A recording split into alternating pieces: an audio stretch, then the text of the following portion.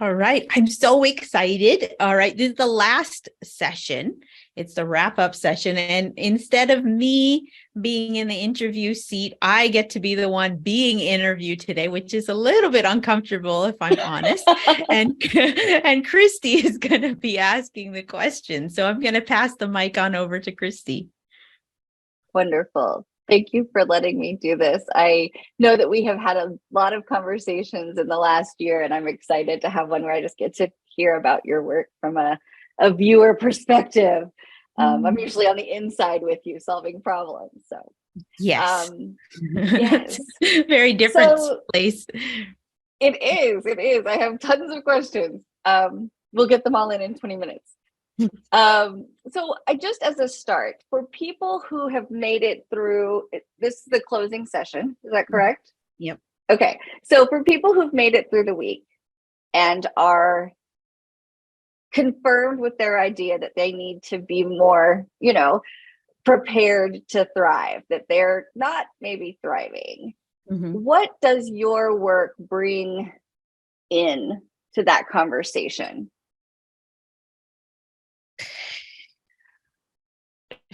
Wow. I know I went big. Okay. Yeah. That's good. That's good.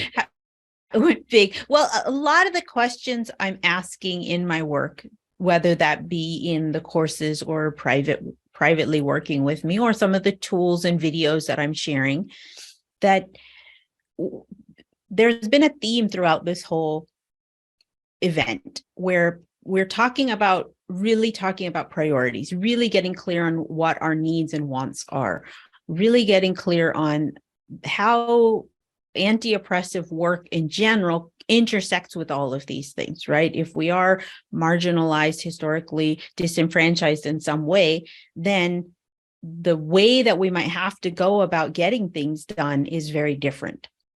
And that's nothing wrong with that, but being clear on that. So that's the bigger picture. I think the thing that I really help people do is it normally takes a few years. So like we're starting the relationship of planting seeds. And this often happens to me, that I will see a client 2 to 3 years later after we work privately or in seeds, or even sometimes occasionally it still happens, even though I haven't been in the classroom for 15 years. Occasionally students would reach out to me via email or find me on Facebook or something and send me a message and tell me, thank you for being in my life. Thank you for doing, whatever. I didn't see this for myself and you saw it. And now I know how to practically integrate it. That's really the kind of things that I want to stand for and have traditionally tried to do, is personalized solution. So it can't just be something we all can do. We need to take the solution and modify it so it fits in our work. And then this integration piece. So very practical, grounded ways we can start to do that. And sometimes it starts out with trial and error and experiments. Being a scientist, I'm okay with that, right? Background in science. But as we grow on that, as we build those muscles, which are really common things. It's not like I'm going to teach you something unusual that you never heard of, but it's a way of viewing the world in a way that you never had. Like Gloria Anzaldúa has a great quote, and I don't know if I'm going to say it exactly correctly, but if we have never imagined the world we want to create in our mind in some way, then we can never hope to create that in real life. And that's paraphrasing her quote. That's what I think I help people do. Dream there's something different, that we can have a different vision for the world, for the collective. Great. Wonderful. And do you find that most of us already have a desire to do it different when you encounter that, clients? Like we want it to be different. We're just stumped on how to make it different, right? That's kind of where people usually find you. Sometimes, I think the people who are, excited, ready to work with me probably are in that space. Sometimes more skeptical people might need the paradigm shifting work that comes before that, right? Grounding into some principles, grounding into having a baseline understanding of anti-oppression work. Normally, I don't work with a 101 level conversation, like a university level 101 conversation. I can do that, and I have done that, but I'm moving more to a little bit more of an in-depth understanding. But sometimes people need that taster to spark, and then they come back. They'll kind of be with that for a time, and then they'll keep revisiting when it's time to go deeper. Okay, great. That's sort of my perception of you. There was a time, like, as a white woman who lives in the United States, like, there was a time when I didn't even think about race. I didn't think about anything. Like, I was just moving through my life with enough privilege. At the time, I even thought I was straight. Like, I was moving through my life with enough privilege that these things weren't even on my radar.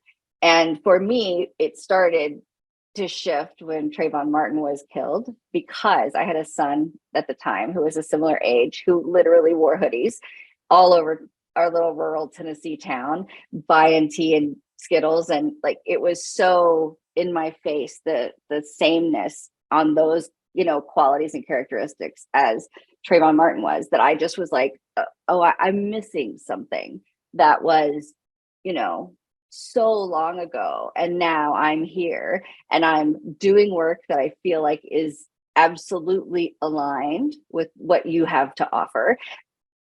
And I'm still like focusing on how to survive myself.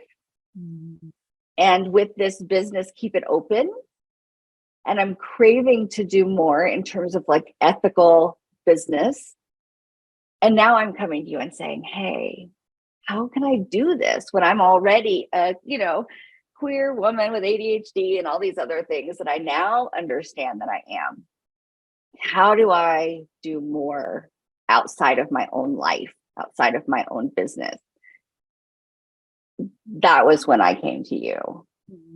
Is that your favorite place for people to be? Is when they want to go beyond just thriving in their own lives, but figure out how to do the thing out in the world? Mm-hmm. Yeah, definitely. There is certainly a piece to that where, using consent is really important. I was a teacher for a long time, and students not necessarily on board with what I'm teaching. I was a tiny Asian person. I wore high heels in the early days, right? To be a slightly taller, because a lot of my students were taller than me. I mean, I was 23, 22, 23, my first teaching job, and already high schoolers were taller than me, so I'd wear the high heels.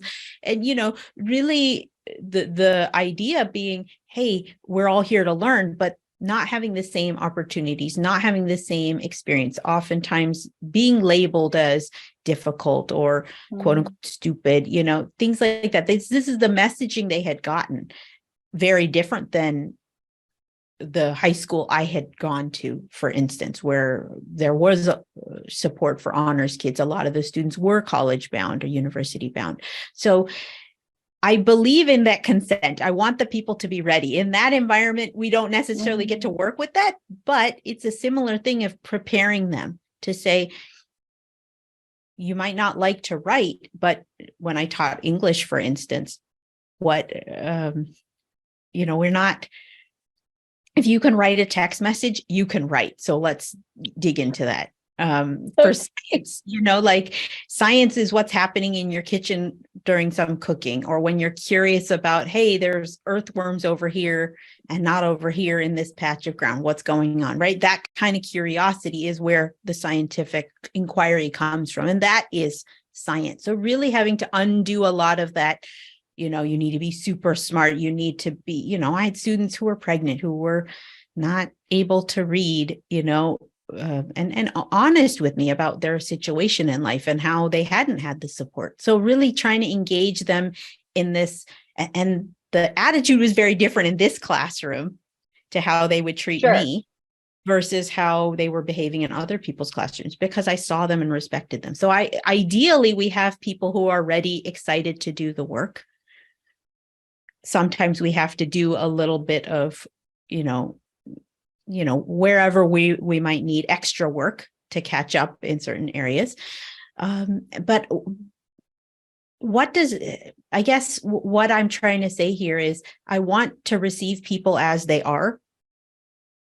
So if you're ready to come and show up and do it, then let's do it. And a big common question I have is I don't have the extra funds to be like distributing lots of money and so on. So how do I do it? And this is where we start the discussion. So many people, especially individual business owners, when they're working with me, this might be their stance. Oh, I don't know how to do business differently. And oftentimes in the early years of business, especially before we've kind of hit till we have a bigger team and we're a little bit more stable in our business journey, the early years, we're already exploiting ourselves. So how much more can we be exploiting ourselves, right? That's a common thing of not being paid enough, overworking ourselves if we're unruly, as we've talked about in your session, right? If we're neurodivergent, if we're queer, if we're just fighting against how we are expected to show up versus the reality of how we can show up, not honoring the gifts or our differences or what we can offer. Always told we can't fit in the world and that we're not measuring up in some way. That's a really hard thing to then say, I realize I'm privileged and how do I make a difference now? Like I'm strapped. How can I do more? And yes. that's a common starting place that I see. Yes. I know that I think in part in exposure to your teachings, I started to challenge how ethically I was treating myself as a resource with this business. And it resulted in a big change in the fee structure. I'm just moving into my 14th year, or I guess my 15th year, but I really had a big transition where I reimagined the business in a way that I feel like is more respectful to me and my time and my energy, and where I can still do the work I want to do in the world, but without exploiting my own energy and pushing past the limits of my body and my relationships. Do you experience that too? Yes. Yeah, absolutely. I mean, I've pivoted the business a couple times, 2 or 3 times over the years. I've had different business names. But 2021, I really embraced taking on my last name as the name of my organization. Mm-hmm. That was a big shift to own that part of myself. So not only does Anuradha mean one of the stars in our Jyotic astrology, so it's one of the names. I wasn't born under that star, for clarity, but that my work is so multifaceted. So why am I trying to pigeonhole myself into doing this one work? So I thought the constellation metaphor really made sense. So that was one of the big shifts. And I feel like that was honoring the place I came from in India, honoring my ancestors, honoring that land, even though I've only been to India a few times, maybe lived there for a year total in my life. It still shapes who I am, how I show up in the world. And I hated my name, my first name, for a long time, right? I really did, because people would never pronounce it. They'd say, I'm going to butcher it. Just never say it, right? This would be the conversation. So hearing my name improperly pronounced most of the time, or, not, I think I was maybe 20 when I met a cousin who had also the name Anuradha. I'd never met anyone with that name before. It's a kind of a famous name in India, a Hindu name. But so it was like a reckoning to accept that part of myself. And then, as you're saying, pivoting the work into working with more organizations. Previously, in other iterations of my business, I was doing a lot more personal or interpersonal work with people. So still with the same anti-capitalist focus, but how can we set things up in a way that makes sense for us, using the same leverage pieces that a lot of marginalized people have to think about. Similar to you in terms of a lot of the people working with me in those times were disabled or chronically ill or so on. And we have to make adjustments of how we can show up and still do what we like, our purpose or these bigger questions of what we want to do with our life. So that was there, still with the same realities. Now I want to focus more on organizations, and I have been. So we've been pivoting Sowing Post-Capitalist Seeds, which is a course I do, to include more resources for business owners. So that's continuing to be there, and working with some organizations who are ready to do trainings, ready to do this work of changing the culture, making it more inclusive, changing how we show up with equity in the organization. How can we reestablish equity with gender pay gaps or racialized pay gaps, or thinking about our community members, changing our pricing structure to make things more accessible, right? And I've had to make hard choices, because as much as I love to do, make things accessible, they weren't being accessible to me. I was giving and feeling exhausted and depleted. So I've really had to rethink, how can I create delivery models that make sense for me? Yes, it's remarkable to recognize that as the people who are teaching other people how to do these things, that we're also having to learn to do these things for ourselves. It takes individual people to change culture, but obviously if we get past just individual people and look at people with more impact potential, so leaders of organizations, people who have larger followings, I think that's a place where at least I have been able to, it's a bit exhilarating to me to think of, instead of just the one-on-one, that if I have this relationship with someone who's a thought leader, even that can impact every single person who listens to what they say, every single person who reads their next book. The power for that ripple is, infinite, I think, to cultivate change. Agreed. I'm finding that for myself too, that the circles of, like, the ripples get larger. More and more people can see that message in some way. Great. So I have one more question. And that is a quick one, I think. I don't know who all will be here and watching, but I know that for me, I am fitting firmly in that category of, I have a business, I have a community that I work with and I support. And I've been, sort of righteously, I think, pushing some of these ideas about being more ethical, like people in our world. And definitely it's coming over now into the business and teaching people how to do this more with their businesses. Where is the simple next step that someone might be able to take if they're in my position of doing a way better job ethically with myself, still keeping it accessible as much as I can for my community? Tell me one thing that comes to mind that you would think is a next step that people who are here, who are struggling with their own thriving potentially, can take to show up professionally in a more ethical fashion, that isn't going to cost $1 million we don't have in our pocket. Yeah. That's the real truth, right? We don't have that $1 million in the pockets. I think there's so many things. I hesitate to pick one. Unruly brain, my brain already went in 5 different directions. So let me give a flavor of little things you can be doing. If you're engaging with money at all in your organization, can you think about starting to divest some of your money, whether that's through investments, what banks you use, moving your money to Black-owned banks or more ethical banks?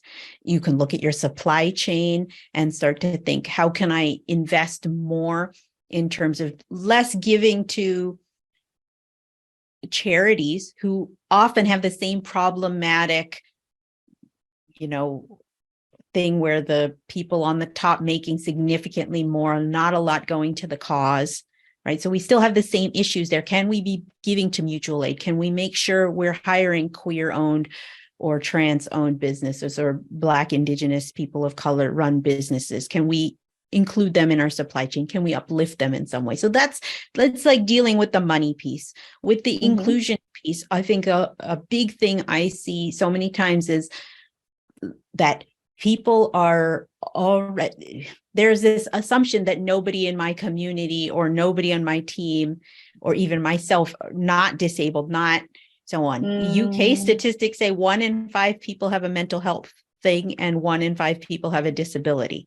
So in an organization of 20, you're going to have 4 or 5 people already, whether they've self-disclosed or not, they're already going to be in these other categories. So really look at the stakeholders, look at the people in the room, look at your team, look at your clients, look at your communities, have an open dialogue of how am I excluding them? How can I make things easier for them to show up? And sometimes we can't do all of it in one day. That is certainly the case for many of us, but can we have a several-year plan of how we can start to do this so we can deliver against that sustainably? And it often means coming up with creative solutions, getting sponsors, having trades, finding these things that are free. Like a lot of people watching this might be using Zoom and don't know you can have closed captions for free now through Zoom. So that's something we can all implement. Just go in, there's a couple tweaks you have to do on the back end to make that possible. And then you set it up on the front end. When you go live, when you're in a Zoom room, you can turn on those closed captions in certain languages. that kind of thing, there is so many techie bits we can be doing to be thinking about that, right? Mm-hmm. And really, instead of trying to make things for fictitious people who might be, ask the people who are right there with you, ask yourself, what would make this easier, right? Yes. And a lot of times these adaptations don't cost a lot. It's mostly just a paradigm shift of how I'm going to show up in this space. So one of the conscious things I do is when I'm taking private clients' work or in my courses, I encourage people to say, sometimes your knowledge might be intellectual and that's great, but sometimes that's not the way your knowledge might come out. It might be a poem, it might be a video, it might be an audio. So like encouraging multiple intelligences, encouraging multiple ways to process and share our wisdom, right? In a way that suits us. So that doesn't really tend to cost a lot. So, but it's an attitude shift. Absolutely. Attitude shift. It's thinking outside the box, because we were all taught not to do that. We were all taught this one conventional way. And sometimes even if we're neurodivergent, we don't even think about, or disabled, we don't even think about the things we could do to make it easier for other people. It's as simple as I actually just changed my CRM to a system that allows for email reminders. And so instead of sending everyone email reminders about appointments or no one email reminders, I just started asking my clients, would you like email reminders of our appointments? Would you like it a day before or an hour before? And I have had people choose none. I have had people choose both, and I've had people choose one or the other. And that's a thing that I got from you, is just thinking about, like, it's actually literally no effort for me to say, what kind of support does your brain need, without assaulting everyone, because I have other clients that those 2 reminders would feel like an assault. So little things, doesn't cost me a penny to do that. And I never thought about it. I've been in business 14 years. Yeah. Oh, that's wonderful. Yeah. I'm so glad. And it helps people self-select. You're building that trust in that, that's part of the client journey, right? How do you want to be in the world? And because we're wanting to deliver on this big promise. And to be honest, liberation isn't going to be delivered in our lifetimes. I mean, I would wish it would be so, but it, and maybe in my teens and 20s, I had some high hopes, but, I'm in my 40s now. I don't see that happening. In fact, I see things kind of going the other way in many situations right now. But so we have to keep this fire alive. We have to keep passing the baton on to the next generation. But what are wins we can have right now? And those are these touch points. These are these mini choices we can cumulatively start to make that add up. Yes. Perfect. It always seemed out of touch for me before I met you, making a difference in these ways, ethical business. It felt, because I was still struggling with some of this myself, it felt like I just wasn't at the point yet where I could care about other people. And the gray area here between those two, extremes of doing nothing and doing everything is much, much more accessible than I imagined. Mm-hmm. And honestly, that's how it's going to be for some time as we are continuing to push forward with new, with pushing for justice and so on. We also need to take care of ourselves, but we can't do one without doing the other, right? They can't be mutually exclusive. Yeah. They have to happen together. Yes. What a lovely, gentle reminder about what's possible. Thank you for that. Is there anything that you want to put on the table that we haven't stumbled upon yet with my questions? I think I just wanted to say, whether you take sowing post-capitalist seeds or not in the world, I really want people to be thinking about something that the narrative, the indoctrination that we have received, that is not the be all end all. There is something possible on the other side of that. And we're so close. And that's why our indoctrination, our media gets so skewed. We're not reporting on protests for a reason. We're not talking about the wins. We're not talking about the solidarity building on the ground that's happening everywhere.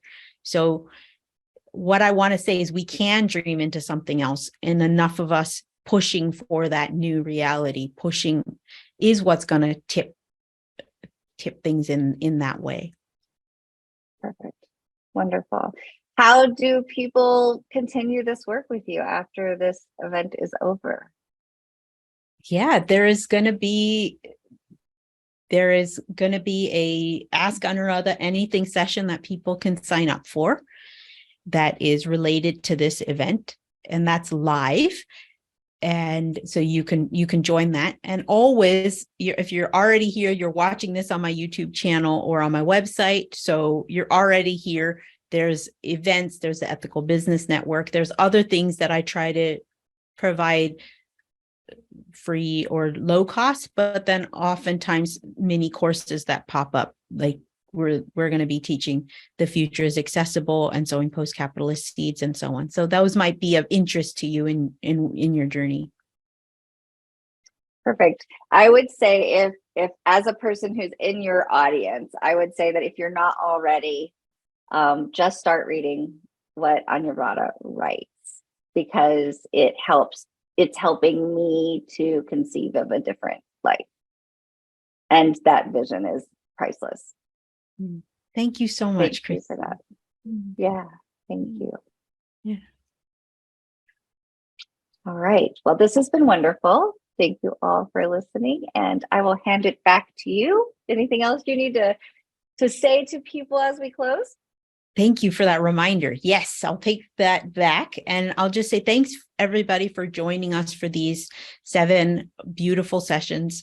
And I hope that you have learned something, that you reach out and ask for the help you need, build the systems that you need to be able to thrive, and really think about setting the stage for thriving as the way we've described it. It's not selfish to take care of ourselves in that way. And as we make time and space for that, how can we then give, share, uplift other people, right? So with both hands, right? That we're building that, setting the stage so we can thrive, but then we're also helping it so more people in the world can thrive as well. So it's a both and kind of conversation. So I hope that you've enjoyed it, and there will be a chance for you to give feedback, and it would be awesome for you to connect with all of our speakers as well. Wonderful. This all feels so gentle and loving, and also a bit like a life preserver in an ocean of chaos in our world. So thank you for having this event and reminding us all that taking care of ourselves is possible. We have to. Thank you. You.